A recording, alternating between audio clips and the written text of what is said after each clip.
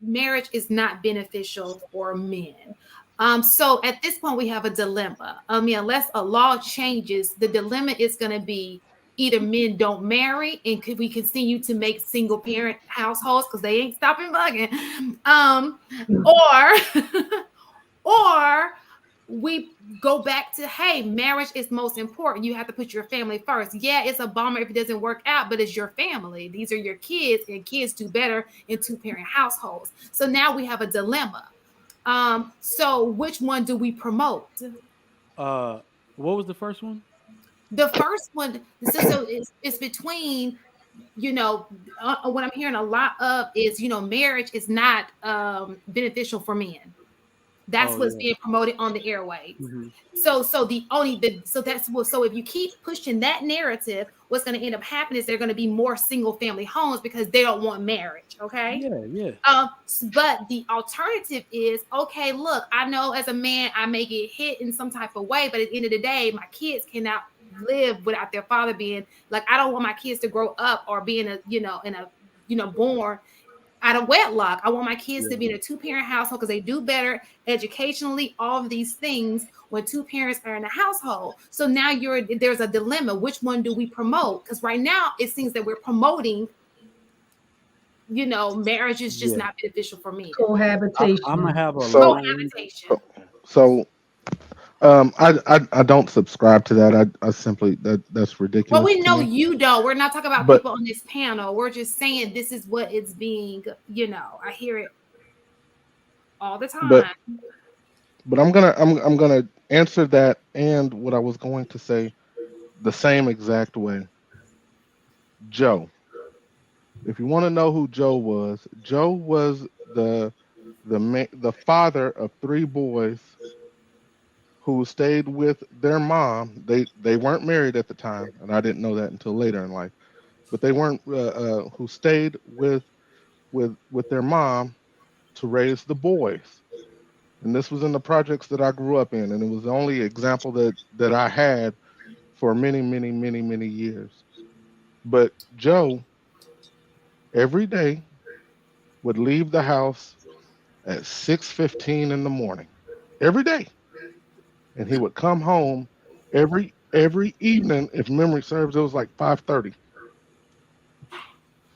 Those three boys never wanted for anything, and they seemed happy. It wasn't that I was unhappy, but they just seemed happy, and I don't know how to. There's no other way for me to describe it except for that they seemed happy. While I was growing up, that's who I wanted to be. I wanted to be Joe.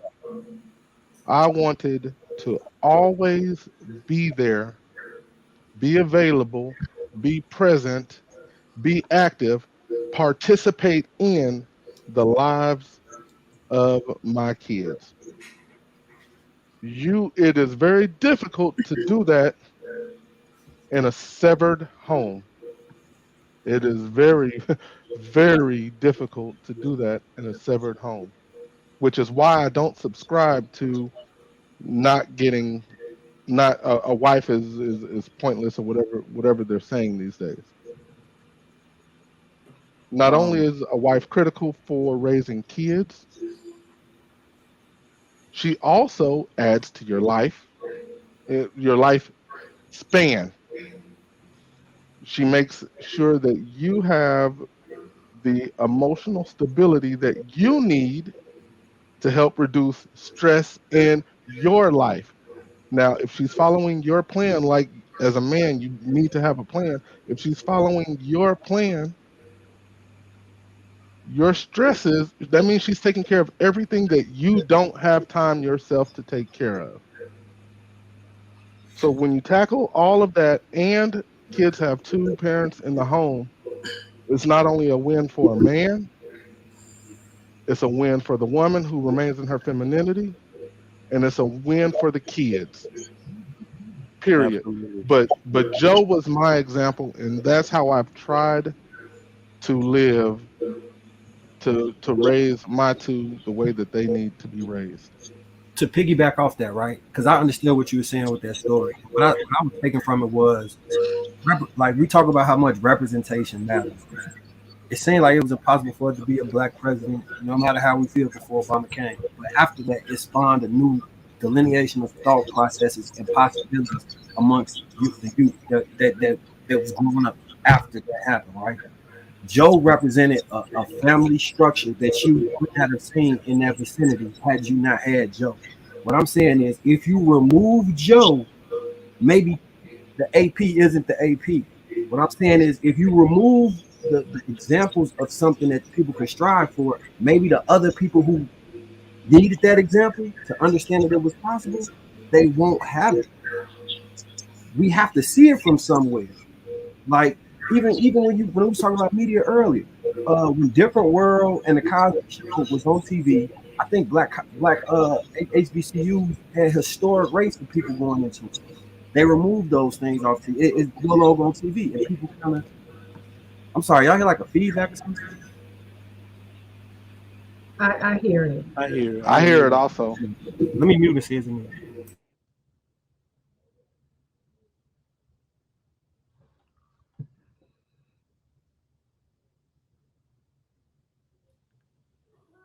All right. So, the AP, I definitely agree with what you said, 1000%. All right. It's families for the win. Families are families will never go out of style. First off, because I don't know what foolishness I'm hearing out in the community today, where families aren't what they used to be. Marriage sucks. These people aren't going to be singing this tune in 10 years. Okay. Hold on real quick. I'm sorry. Well, one of the things that I was going to say though too is in regards to like the like men fear. I'll say YouTube streets. I can't necessarily say my experience because like you said, I might be in a minority, group of people that I surround myself with. But is that we hear so much about why a man shouldn't get married. The laws, are against men if they get married, things like that.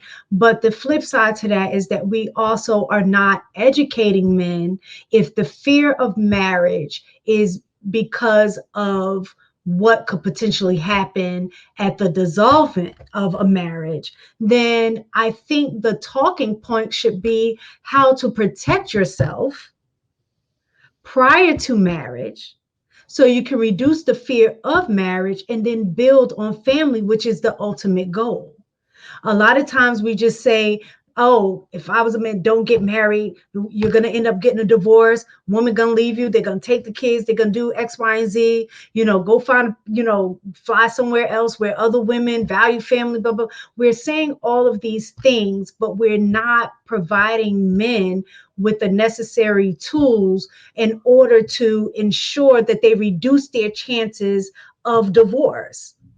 So, like, if you have a prenup, or all of those things, or even if you do a postnup, whatever, there are some things that are in place that can minimize the risk that we should be talking about so more people will get married, like doing premarital counseling, or some people do a few weeks ahead of time. I disagree with that. I don't think you should just do a few courses before you get married. You know what I'm saying? I think that there should be a long term through your whole engagement. Typically an engagement is for a year. During that time, go to counseling ahead of time to address some issues that you may not even know to think about because you've never been married.